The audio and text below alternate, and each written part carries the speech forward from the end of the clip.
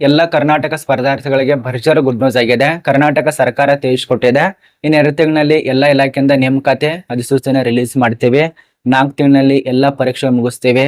6 ತಿಂಗಳಲ್ಲಿ ಈ ಒಂದು ನೇಮಕಾತಿ ಇದೆಯಲ್ಲ, ಈಗ ಸರ್ಕಾರ ತಿಳಿಸಿಕೊಟ್ಟಿರುವಂತ ಮಾಹಿತಿ ಪ್ರಕಾರ 72,000ಕ್ಕಿಂತ ಅಧಿಕ ಪೋಸ್ಟ್, ಈ ಒಂದು ಪೋಸ್ಟ್ ನೇಮಕಾತಿ 6 ತಿಂಗಳಲ್ಲಿ ಪೂರ್ಣಗೊಳಿಸ್ತೇವಂತೆ ಈ ಒಂದು ನೋಟಿಸ್ ಅಲ್ಲಿ ತಿಳಿಸಿಕೊಟ್ಟಿದ್ದಾರೆ. ನೋಡಿ, ಈ ಒಂದು ವಿಡಿಯೋದಲ್ಲಿ ತಿಳಿಸಿಕೊಡುವಂತ ಮಾಹಿತಿ ಏನಪ್ಪಾ ಅಂದ್ರೆ, ಯಾವ್ಯಾವ ಒಂದು ಇಲಾಖೆಯಲ್ಲಿ ಯಾವ ಪೋಸ್ಟ್ ಮತ್ತು ಎಷ್ಟು ಹುದ್ದೆಗಳು ಕರೀತಿದ್ದಾರೆ, ಮತ್ತೆ ಈಗ KPSC ಗೆ ಎಷ್ಟು ಹುದ್ದೆಗಳು ಕೊಡ್ತಿದ್ದಾರೆ, KEದವ್ರಿಗೆ ಎಷ್ಟು ಹುದ್ದೆಗಳು ಕೊಡ್ತಿದ್ದಾರೆ, ಮತ್ತು PC ಮತ್ತು CRDRದು ಸರ್ವರ್ದು ಹೆಂಗಿದೆ. ಅದೇ ರೀತಿಯಾಗಿ ಈಗ ಪ್ರಸ್ತುತ ಒಂದು ಕರ್ನಾಟಕದಲ್ಲಿ ಅರಣ್ಯ ಇಲಾಖೆಯಲ್ಲಿ 700ಕ್ಕಿಂತ ಅಧಿಕ ಪೋಸ್ಟ್ ಕರೆದಿದ್ದಾರೆ. ಸುದ್ದಿ ಹರಿದಾಡ್ತಾ ಇದೆಲ್ಲ, ಅದು ನಿಜಾನ ಸುಳ್ಳ, ಅದ್ರ ಬಗ್ಗೆ ಚರ್ಚೆ ಮಾಡೋಣ. ಒಟ್ಟಾರೆ ಸ್ವಲ್ಪ ಆದ್ರೂ ನಮಗೆ ಮಾಹಿತಿ ಗೊತ್ತಾಗೇ ಆಗತ್ತೆ. ಮತ್ತು ಸ್ಪರ್ಧಾರ್ಥಿಗಳಂತೂ ವಿಡಿಯೋ ನೋಡ್ಲೇಬೇಕು.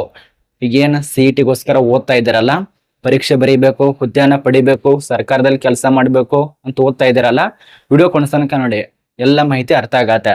ಯಾವ್ಯಾವ ಒಂದು ಇಲಾಖೆಯಲ್ಲಿ ಎಷ್ಟೆಷ್ಟು ಪೋಸ್ಟ್ ಇದಾವೆ, KSRTC, ಅರಣ್ಯ ಇಲಾಖೆ, ಕೃಷಿ ಇಲಾಖೆ, ಕೈಗಾರಿಕೆ ಇಲಾಖೆ, ಇನ್ನೂ ಬೇರೆ ಬೇರೆ ಇಲಾಖೆ ಇದಾವೆ. ಎಲ್ಲ ಮಾಹಿತಿ ಚರ್ಚೆ ಮಾಡೋಣ. ಇಲ್ಲಿ ನೋಡಿ, 2 ಅನುಬಂಧ ಕೊಟ್ಟಿದ್ದಾರೆ. ಮೊದಲನೇ ಅನುಬಂಧ, 2ನೇ ಅನುಬಂಧ, ಎರಡೂ ಕೂಡ ಆರ್ಥಿಕ ಇಲಾಖೆಯಿಂದ ಒಪ್ಪಿಗೆ ಸಿಕ್ಕಿದೆ. ಕಲ್ಯಾಣ ಕರ್ನಾಟಕದಲ್ಲಿ 32,000ಕ್ಕಿಂತ ಅಧಿಕ ಪೋಸ್ಟ್ ಇದಾವೆ. ಅದೇ ರೀತಿಯಾಗಿ ಅಖಿಲ ಕರ್ನಾಟಕದಲ್ಲಿ ಈಗ 6 ತಿಂಗಳಲ್ಲಿ ನೇಮಕಾತಿ ಮಾಡುವಂತ ಪೋಸ್ಟ್ 72,186 ಪೋಸ್ಟ್ ನೇಮಕಾತಿ ಮಾಡ್ತಾನೆ ಅಂತ ಹೇಳಿದ್ದಾರೆ. ಈ ಒಂದು ನೋಟಿಸ್ ಅಲ್ಲಿ ತಿಳಿಸ್ಕೊಟ್ಟಿದ್ದಾರೆ, ಸುತ್ತೋಲಾಗಿರತ್ತೆ. ಇದನ್ನ ಅರ್ಥ ಮಾಡ್ಕೊಳ್ಳಿ. ಈಗ ಏನೇನಿದೆಯಲ್ಲ, ಅವರ ಒಂದು ಮುಖ್ಯಸ್ಥ ಕಾರ್ಯದರ್ಶಿಗಳು, ಐಎನ್ ಮುಖ್ಯಸ್ಥ ಅವ್ರಿಗೆಲ್ಲ ಒಪ್ಪಿಸಿದ್ದಾರೆ, ಹಿಂಗ್ ಮಾಡ್ಬೇಕು ಹಂಗ್ ಮಾಡ್ಬೇಕು ಅಂತೇಳಿ. 2 ಅನುಬಂಧ ಕೊಟ್ಟಿದ್ದಾರೆ. ಮೊದಲನೇ ಅನುಬಂಧದಲ್ಲಿ 17 ಇಲಾಖೆ, 2ನೇ ಅನುಬಂಧದಲ್ಲಿ 34 ಇಲಾಖೆ ನೇಮಕಾತಿ ಮಾಡ್ತಿದ್ದಾರೆ. ಇಲ್ಲಿ ನೋಡಿ, ಯಾವ್ಯಾವ ಒಂದು ಇಲಾಖೆ ಇದಾವೆ. ಅದಕ್ಕಿಂತ ಮುಂಚಿತವಾಗಿ ಇನ್ನೊಂದು ಹೇಳ್ಬೇಕು ನಿಮಗೆ. ಇಲ್ಲಿ ನೋಡಿ, ಇವ್ರಾಗ ತಿಳಿಸ್ಕೊಟ್ಟಿದ್ದಾರೆ. ಮುಂದಿನ ಅಂದ್ರೆ ಈಗ ಬರುವಂತ 2 ತಿಂಗಳಲ್ಲಿ ನೇಮಕಾತಿ ಅಧಿಸೂಚನೆ ಪ್ರಕಟ ಮಾಡ್ತಾರಂತೆ. ನೇಮಕಾತಿ 1-2 ತಿಂಗಳಲ್ಲಿ ಪ್ರಕಟ ಮಾಡಿದ್ರೆ 1 ತಿಂಗಳಲ್ಲಿ ನೇಮಕಾತಿ ಪ್ರೊಸೆಸಿಂಗ್ ಎಲ್ಲ ಮುಗಿಯುತ್ತೆ. ಅಪ್ಲಿಕೇಶನ್ ಹಾಕೋದು ಅದು ಇದು ಅಂತ ಹೇಳಿ. ಮುಂದಿನ 4 ತಿಂಗಳಲ್ಲಿ ಪರೀಕ್ಷೆ ಎಲ್ಲ ಪೂರ್ಣಗೊಳಿಸ್ತಾರೆ. ಇಲ್ಲಿ ನೋಡಿ, ಪರೀಕ್ಷೆ ಎಲ್ಲ ಪೂರ್ಣಗೊಳಿಸಿ ಮುಂದಿನ 6 ತಿಂಗಳಲ್ಲಿ ಎಲ್ಲ ನೇಮಕಾತಿಗಳು ಪೂರ್ಣಗೊಳಿಸ್ತಾರ ಅಂತ ಹೇಳಿದ್ದಾರೆ. ಈ ಒಂದು ನೋಟಿಸ್ ಅಲ್ಲೇ ತಿಳಿಸ್ಕೊಟ್ಟಿದ್ದಾರೆ. ಇವ್ರು ಕೊಟ್ಟ ಮಾತಿನಂತೆ ನಡ್ಕೊಂಡ್ರೆ ತುಂಬಾ ಒಳ್ಳೇದು. ಅದೇ ರೀತಿಯಾಗಿ ಈಗ ಇಲ್ಲಿ ನೋಡಿ, ಅನುಬಂಧ 1ರಲ್ಲಿ ಇಲಾಖೆ ಹೆಸರು ಕೊಟ್ಟಿದ್ದಾರೆ. ಪಶುಸಂಗೋಪನೆ, ಗ್ರಾಮೀಣ ಅಭಿವೃದ್ಧಿ, ತೋಟಗಾರಿಕೆ, ಸಣ್ಣ ನೀರಾವರಿ, ಕೈಗಾರಿಕೆ ಇಲಾಖೆ, ಕೃಷಿ ಇಲಾಖೆ, ಇಂಧನ ಇಲಾಖೆ, ಈ ರೀತಿಯಾಗಿ. ಅನುಬಂಧ 2ರಲ್ಲಿ ಇಲ್ಲಿ ನೋಡಿ, ಅರಣ್ಯ ಇಲಾಖೆ, ಕಂದಾಯ ಇಲಾಖೆ, ಆರ್ಥಿಕ ಇಲಾಖೆ, ಕೈಮಗ್ಗು, ಮಹಿಳಾ ಇಲಾಖೆ, ಶಾಲಾ ಶಿಕ್ಷಕರು, ಈ ರೀತಿಯ ಉನ್ನತ ಇಲಾಖೆ, ವಸತಿ ಇಲಾಖೆ, ಹಿಂಗೇನೆ ಟೋಟಲ್ ಆಗಿ 34 ಇಲಾಖೆ. ಇಲ್ಲಿ ನೋಡಿ, 34 ಇಲಾಖೆ ಬಗ್ಗೆ ಮಾಹಿತಿ ಇದೆ. ಈ ಎಲ್ಲ ನೇಮಕಾತಿಗಳು ಇನ್ನು 6 ತಿಂಗಳಲ್ಲಿ ಪೂರ್ಣಗೊಳಿಸ್ತಾರ ಅಂತ ಹೇಳಿ ಸರ್ಕಾರ ತಿಳಿಸ್ಕೊಟ್ಟಿದೆ. ಇದನ್ನ ಅರ್ಥ ಮಾಡ್ಕೊಳ್ಳಿ. ಇನ್ನೇನು ಆರ್ಥಿಕ ಇಲಾಖೆ ಒಪ್ಪಿಗೆ ಕೊಟ್ಟಿದೆ. ಇನ್ನು ಯಾವಾಗ ಬೇಕಾದ್ರೂ ನೇಮಕಾತಿ ಆಗ್ಬೋದು. ಈಗ ಒಂದೊಂದು ಸ್ಟಾರ್ಟ್ ಆಗತ್ತೆ. ಇನ್ನು ಒಂದು CRDR ಮುಗಿತ್ತಂದ್ರೆ ಇನ್ನು ಬೇರೆ ಇಲಾಖೆ ನೇಮಕಾತಿ ಆಗತ್ತೆ, ಅದು ಮುಗಿತ್ತಂದ್ರೆ ಅದೊಂದು. ಮತ್ತು ತುಂಬಾ ಜನರಿಗೆ ಒಂದು ಕನ್ಫ್ಯೂಸ್ ಆಗತ್ತೆ, ಕಲ್ಯಾಣ ಕರ್ನಾಟಕದ ಇಲಾಖೆ ಮತ್ತು ಅಖಿಲ ಕರ್ನಾಟಕದ ಇಲಾಖೆ ಬೇರೆ ಇದಾವ ಅಂತ ಹೇಳಿ. ನೋಡಿ, ಎಲ್ಲಾ ಇಲಾಖೆ ಕರ್ನಾಟಕ ಅಂದ್ಮೇಲೆ ಎಲ್ಲಾ ಇಲಾಖೆ ಒಂದೇ ಇರ್ತವೆ. ಸ್ವಲ್ಪ ಬೇರೆ ಪೋಸ್ಟ್ ಬೇರೆ ಇರ್ತವೆ ಮತ್ತು ಜಿಲ್ಲೆ ಚೇಂಜ್ ಇರುತ್ತೆ. ಅರ್ಥ ಮಾಡ್ಕೊಳ್ಳಿ. ಸ್ವಲ್ಪ ಚೇಂಜಸ್ ಕೊಟ್ಟಿರ್ತಾರೆ ಅಷ್ಟೇ. ನೋಟಿಫಿಕೇಶನ್ ಆದ್ರೆ ನಾನು ನಿಮ್ಗೆ ತಿಳಿಸ್ಕೊಡ್ತೇನೆ. ಇದು ನಿಮಗೆ ಮೊದಲನೇದಾಗಿ ಗೊತ್ತು. ಇನ್ನು 6 ತಿಂಗಳಲ್ಲಿ ಎಲ್ಲ ನೇಮಕಾತಿ ಮಾಡ್ತಾನೆ ಅಂತ ಹೇಳಿದ್ದಾರೆ. ಕರ್ನಾಟಕ ಸರ್ಕಾರ ತಿಳಿಸ್ಕೊಟ್ಟಿದೆ. ಈ ಎಲ್ಲ ನೇಮಕಾತಿ ಬರೋದಕ್ಕೆ ಮುಖ್ಯ ಕಾರಣರಾದಂತ ವ್ಯಕ್ತಿ ಯಾರಪ್ಪ ಅಂದ್ರೆ, ಕರ್ನಾಟಕದಲ್ಲಿ ರೈತರ ಸಂಘಗಳು. ಹೌದು, ರೈತರೆಲ್ಲ ನಿಮ್ಮ ಹೋರಾಟಕ್ಕೆ ಇಳಿದಿದ್ದಾರೆ ಅಂತ ಹೇಳಿ ಈ ಒಂದು ನೇಮಕಾತಿ ಇಷ್ಟೊಂದು ಹುದ್ದೆಗಳ ಬಗ್ಗೆ ತಿಳಿಸ್ಕೊಟ್ರು. ಮನೆ ಹೇಳಿದ್ದಾರೆ, KPSC ಏನಾದ್ರು ಹಗರಣ ಆದ್ರೆ ₹1 ಇಲ್ಲದಂತೆ ನೇಮಕಾತಿ ಮಾಡ್ಕೊಂಡ್ರೆ ತುಂಬಾ ಒಳ್ಳೇದು. ಏನಾದ್ರು ಹಂಗೇನಾದ್ರು ಆಗ್ಲಿ ಆತಂದ್ರೆ ಇಲಾಖೆನ ಮುಂದ್ಗಡೆ ಏನಿದೆಲ್ಲ ಅದು ಮಾಡ್ತಾನೆ ಅಂತ ಹೇಳಿದ್ದಾರೆ ರೈತರ ಸಂಘದವರು. ರೈತರು ನಿಮ್ ಪರವಾಗಿ ನಿಂತಿದ್ದಾರೆ. ಅದಕ್ಕಾಗಿನೇ ಇಷ್ಟೊಂದು ಹುದ್ದೆಗಳಿಗೆ ಈಗ ಮಾಹಿತಿಯನ್ನ ತಿಳಿಸ್ಕೊಟ್ಟಿದ್ದಾರೆ. ನೋಡಿ, ನೀವು ಕಷ್ಟಪಡುವಂತ ರೈತರ ಕಣ್ಣಿಗೆ ಕಾಣಿಸ್ತಾ ಇದೆ ಹೊರತು ಸರ್ಕಾರ ಕಣ್ಣಿಗೆ ಕಾಣಿಸ್ತಾ ಇಲ್ಲ. ಅಂತ ಒಂದು ದಿಟ್ಟನ ಇಟ್ಕೊಂಡು ರೈತರು ನಿಮ್ ಪರವಾಗಿ ಹೋರಾಟ ಮಾಡ್ತಿದ್ದಾರೆ. ಇದೊಂದು ಖುಷಿಯ ವಿಚಾರ. ಏನೋ ಕೂಡ ಟೆನ್ಷನ್ ತಗೋಬೇಡಿ. ಏನು ರೈತರ ಕರ್ನಾಟಕ ರೈತರ ಎಲ್ಲರೂ ಕೂಡ ಒಕ್ಕೊಟ್ಟೆ ನಿಮ್ ಪರವಾಗಿದ್ದಾರೆ. ಮೊನ್ನೆ ಅಷ್ಟೇ ನೀವು ಹೋರಾಟ ಮಾಡಿದ್ರೆ ಈಗ ಕರ್ನಾಟಕ ರೈತರ ಸಂಘಗಳು, ರೈತರ ಸೇವೆಗಳು, ಕೇಂದ್ರಗಳು, ರೈತರ ಏನು ಗ್ರೂಪ್ ಇರ್ತಾವಲ್ಲ, ರೈತರು, ಕರ್ನಾಟಕ ರೈತರೆಲ್ಲ ನಿಮ್ ಪರವಾಗಿದ್ದಾರೆ. ಇದೊಂದು ಖುಷಿಯ ವಿಚಾರ. ಅವ್ರ ಬಗ್ಗೆ 1-2 ಮಾತು ಕಮೆಂಟ್ ನಲ್ಲಿ ತಿಳಿಸಿ.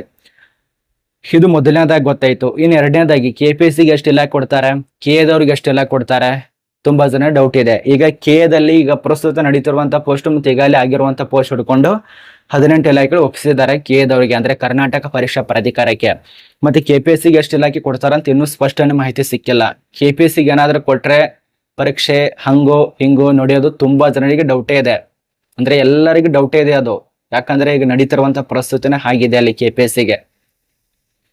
ಅಲ್ಲಿ ಎಲ್ಲರೂ ದೊಡ್ಡ ದೊಡ್ಡ ಮಾಮಾಗಳು ಕೂತಿದ್ದಾರೆ. ಅವರು ದೊಡ್ಡ ದೊಡ್ಡ ಮಾಮಾಗಳಿಗೆ ದೊಡ್ಡ ದೊಡ್ಡ ಸೀಟ್ ಬೇಟೆ ಬೇಕು ಅವರಿಗೆ. ಅದು ನಡೀಲಿಲ್ಲ ಅಂದ್ರೆ ತುಂಬಾ ಒಳ್ಳೇದು, ನಡೆದ್ರೆ ಮತ್ ಮುಗೀತು, ಅವರು ವಿದ್ಯಾರ್ಥಿ ಜೀವನ ಹಾಳಾಗುವಂತ ಪರಿಸ್ಥಿತಿ. ಕೇದಾರ್ ಕೊಟ್ಟಿದ್ದಾರೆ. ಸ್ಟೇಟ್ ಪರೀಕ್ಷೆ ನಡೀತಾವೆ, ಅರ್ಥ ಮಾಡ್ಕೊಳ್ಳಿ, ಚೆನ್ನಾಗಿ ಓದಿ, ಒಳ್ಳೆ ರೀತಿಯಲ್ಲಿ ಜಾಬ್ ತಗೊಳ್ಳಿ. ಇದೇ ಒಂದು ಅವಕಾಶ ಇದೆ. ಒಂದೊಂದು ಆದ್ಮೇಲೆ ಒಂದೊಂದು ನೇಮಕಾತಿ ಬರ್ತಿದಾವೆ. ಮತ್ತು ಸ್ಟಡಿಲಿಕ್ಕೆ ಕೂಡ ಏನು ವೈಮಿತಿ ಇದೆಯಲ್ಲ ಅದು ಕೂಡ ಜಾಸ್ತಿ ಮಾಡಿ ಅಂತ ಹೇಳಿ ಕರ್ನಾಟಕ ರೈತರೆಲ್ಲ ಹೇಳ್ತಿದ್ದಾರೆ. ರೈತರೇನು ಹೋರಾಟ ಮಾಡಿದಾರಲ್ಲ ಎಲ್ಲರೂ ಕೂಡ ಹೇಳ್ತಿದ್ದಾರೆ, ಇನ್ನು ಮತ್ತೊಂದು ವರ್ಷನೋ 2 ವರ್ಷ ಹೆಚ್ಚಿಗೆ ಮಾಡಬಹುದು.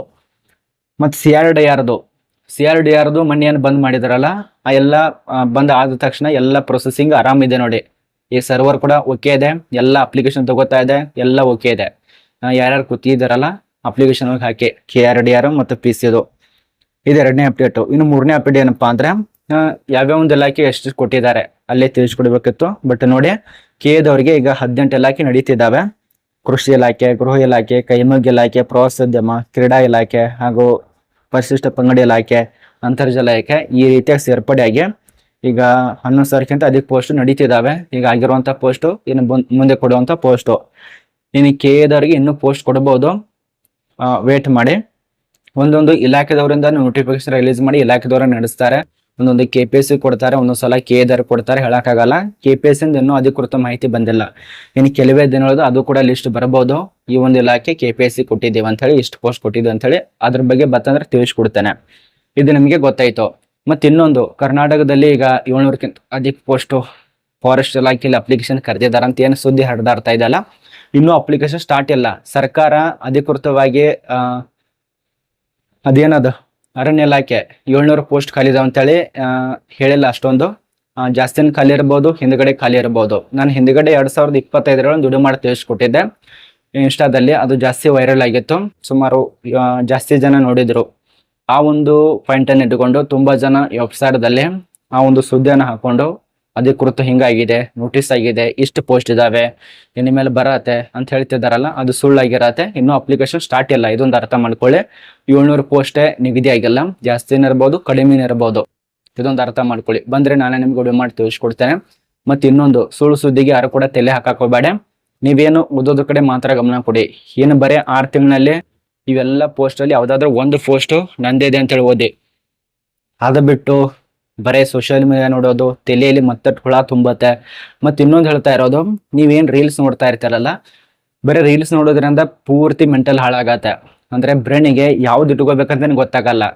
ರೀಲ್ಸ್ ನೋಡೋ ಬದಲಿಗೆ ಒಂದು ಫಿಲ್ಮ್ ಅನ್ನ ನೋಡಿ, ಅದು ಸ್ವಲ್ಪ ನೆಮ್ಮದಿ ಸಿಗತ್ತೆ, ಸ್ವಲ್ಪ ತಲೆ ಓಡತ್ತೆ.